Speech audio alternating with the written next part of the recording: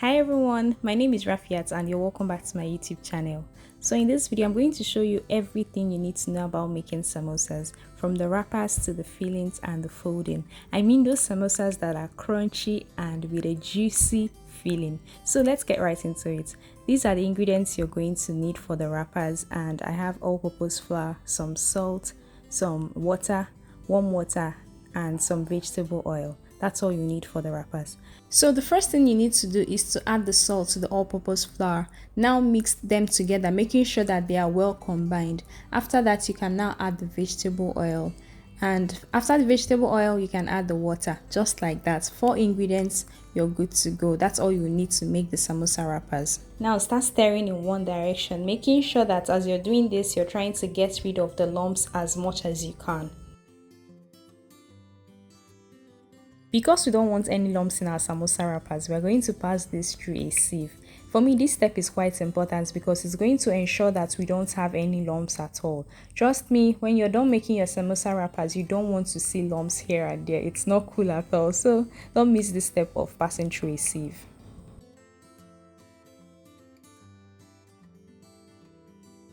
Now that you're left with a lump-free mixture, the next thing to do is to transfer some amount of the batter into a frying pan. This frying pan is cool, it's not hot at all, and I prefer you use a frying pan that is non-stick, or any good quality frying pan can do this for you.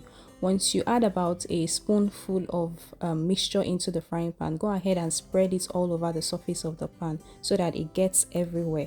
And if there are excesses, pour it out because you don't want your samosa wrapper to be too thick. The method we are going to use to make the wrappers is a method very similar to double boiling method, and in this method what actually solidifies the wrappers for us is the steam coming from the boiling water. Remember, there is a pot below this frying pan that is containing boiling water, so all you have to do is allow it for about 30 seconds and the steam from the boiling water will be what will cook, or let me say heat up the wrapper for us for it to come out in this form. And once you're done allowing it for about 20 to 30 seconds on top of the boiling water, take it out of the boiling water and allow it to cool down for about 1 minute before gently removing the wrappers, and it's going to come out transparent and perfect, exactly what you need for your samosas or your spring rolls. I find this method very convenient because it's so fast and you leave no mess at all, and it comes out really perfect. This is how transparent, how light and stretchy and all that your samosa wrapper needs to be. So this method, I highly recommend it. So let's go over this process one more time so that everyone gets it perfectly. Pour some batter into a pan that is cool, and once you're done with that, start moving it in a circular motion, making sure that the batter is being spread all over the frying pan. And don't forget to get rid of the excesses by pouring it out just the way you're seeing, and you can also clean off the edges, that's fine. Now place the pan over a pot containing boiling water. This method is very similar to double boiling, and it's the steam, the heat from the boiling water that is going to solidify the wrapper for us. Once you're done with that, allow it to cool for some minutes or for a few seconds and lift up the wrapper from the frying pan. This is very satisfying to do, but do this gently so that you don't tear the wrapper. So making each samosa wrapper should take about 1 to 2 minutes, and in no time you'll find out that you've made so many. It's quite easy to do and the process is fun. To me, it's fun. So in order to get all the corners to be circular, round and all that, I use a bowl to cut out the size and shape I want. So the size of the bowl I'm using will determine the final size of the samosa. So I use a bowl that is slightly above medium but not too big to cut out the perfect circle that I want. This is actually optional, it's just that I like all the edges of my samosas sharp. So if you don't mind, you can skip this process, it's not something compulsory. Again, if you like small size samosa, make sure to use a smaller bowl, like a really small bowl, so that the samosas can come out very small.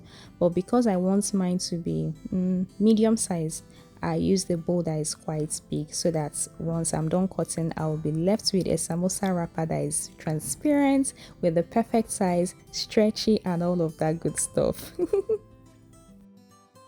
So depending on the size of wrappers you got, which is determined by the size of frying pan you're using, you're going to be left with a lot of wrappers. And what I usually do with the excess is that I coat in all-purpose flour generously. This is going to help them not stick to each other. And I'll repeat this process for all the excess wrappers I have. And once I'm done with that, I'll go ahead and put them in the refrigerator for future use. And it's always better to make a lot of wrappers so that you always have them in the fridge, and once you want to make samosas, you just bring them out, and all you have to do is make the filling, add to the wrappers, and you're good to go. So in these easy steps, we are done with making samosa wrappers. Now let's get right into making the filling. These are the ingredients you are going to be using for the filling. Very easy to find ingredients. And the first one is minced beef or ground beef. We also have seasoning powder, ginger and garlic powder, salt and some thyme. And of course some diced onions, carrots and peas, fresh pepper for that heat, and some spring onions, and finally some vegetable oil, both for frying and for making the filling. The first thing you want to do is to heat up the vegetable oil, just a small amount of vegetable oil. Then add the already diced onions into the hot oil and allow this to fry for about 2 to 3 minutes so that it can be well fried and release all that beautiful flavor into the hot oil. And now it's time to add the minced beef or ground beef. This is not difficult to find. You can buy this from a big supermarket or in a mall. It's quite easy to find, or you can simply make it yourself. I like to make myself because I'm sure of how fresh the meat is. So what I usually do is I buy fresh meat from the market, wash it thoroughly and add to my food processor, and it does the job. Another option you have is to use a very sharp knife to cut the beef into very small pieces. That one works as well. So all we are doing now is to kind of stir fry the beef. This should take about 1 to 2 minutes, and you should do this on medium heat. Please do this on medium heat before adding the spices that we already talked about. This is seasoning powder, ginger, garlic, thyme and some salt.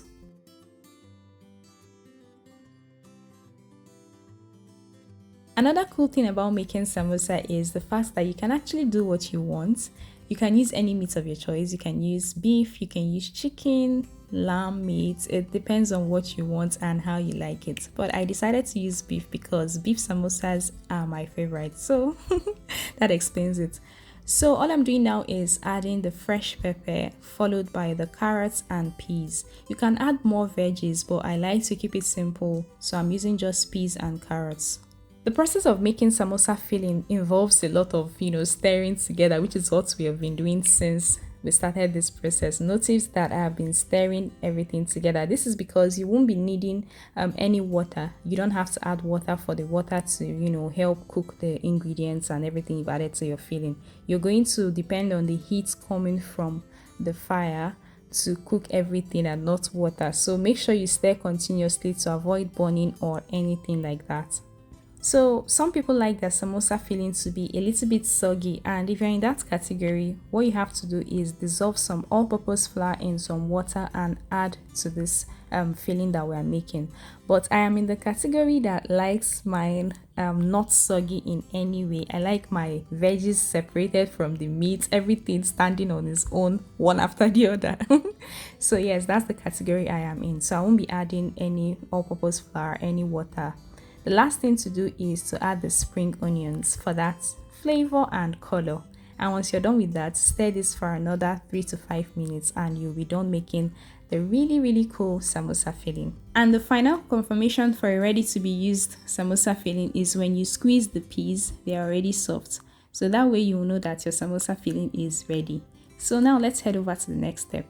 Since we are going to be sealing our samosas, we definitely need a sealant, and our sealant is basically all-purpose flour and some water. So all you have to do is add some water to all-purpose flour and mix together. This is what you're going to use to seal the samosas. Now scoop about 1 tablespoon or 1.5 tablespoons onto the samosa wrappers, making sure that you're not adding too much filling because you're going to need enough space to seal, as well as not have to fill it up such that it's going to burst while you're frying. So 1 tablespoon or 1.5 tablespoon is perfect for this. Simply brush some of the flour mixture on one side of the wrapper and then use the other side to cover it up. This is going to make them seal tightly and not open up when you're frying. Then apply some of the mixture on the lower part, just the way I'm doing, and cover up, making sure that all the sides are perfectly sealed. You don't want it to burst open while you're frying or for oil to seep into the filling while you're frying.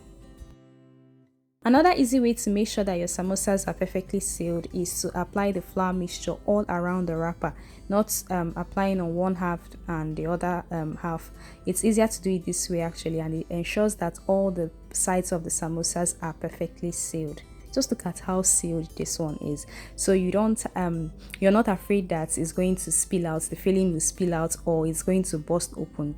This is really a good way to do this. Also note that there are other methods of folding samosas, but I prefer this method because it's fast, is easy, and I'm used to this method and it has never failed me. And now it's time to fry the samosas, and I've just added some vegetable oil into my frying pan. I also added onions. This is just to give the vegetable oil flavor. Nothing special.